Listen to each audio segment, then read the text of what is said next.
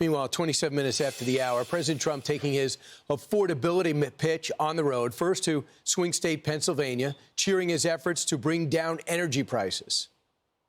The greatest amount of drilling, the greatest amount of fuel being produced right now in our country than ever before, by far. It's not even a contest. And when that happens, those prices come down. That's why you're seeing oil per barrel coming down nicely. But when energy comes down, your other prices come down, too. But one op-ed warning the president this way in the New York Post. The president can and should offer genuine assurances, but must admit the frustration is painfully real and point to how the policies are starting to turn things around. But when voters feel pain, they don't take well to being told they're just wrong. Our next guest was in Pennsylvania with the president last night. Energy Secretary, we're told the country's best oil man, Chris Wright. Mr. Secretary, great to see you. How do you feel about the New York Post editorial saying, admit that things are still tight? Well, people are frustrated that prices are high, and the president fully gets that. And I think in a live audience like that, everyone there knows it. What he's frustrated by is his efforts. Everything he does is to drive prices down, to grow supply, drive prices down, remove regulations, remove barriers, set Americans free. So when he sees people, the press beating up on him for high prices, of course he's bothered by the high prices. But those were caused by Biden. He got elected, and he spent every day since he arrived to reverse that and drive prices in the other direction. Some of that happens quick, some of that takes some time. So we know that gas prices are a 4.5-year low. They're below below $3, first time in a long time.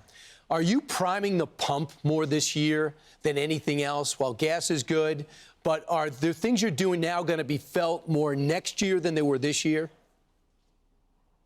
They are. I mean, think of the train wreck that's the Biden electricity grid. They just wouldn't let anybody build anything that was reliable, that would produce electricity when you need it. They forced the shutting of coal plants, of natural gas plants. Heck, they were going to take down 4 large hydroelectric dams in Washington state. I mean, you can't make this stuff up.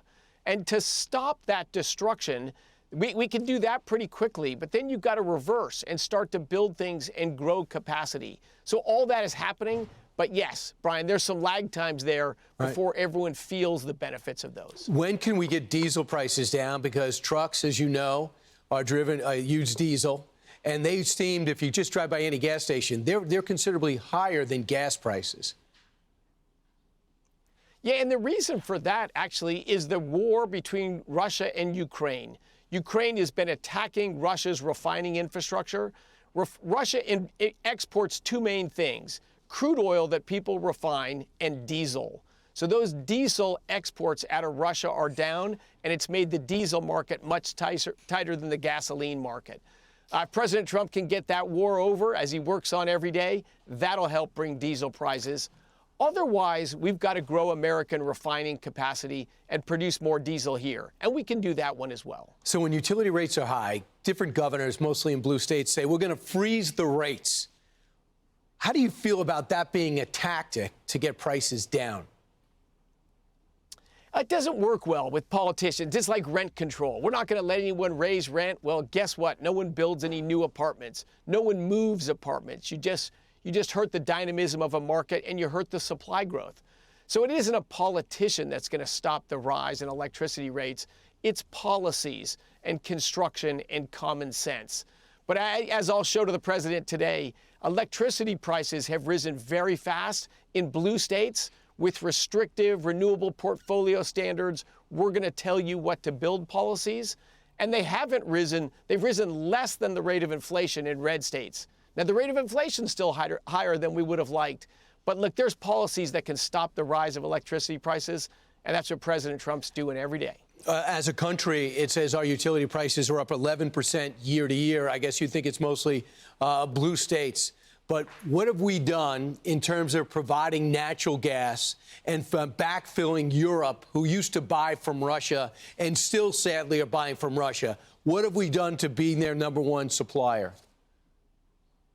Yeah, ramped up our natural gas production and our natural gas exports. We're just by far the world's largest producer of natural gas, and today by far the world's largest exporter of natural gas.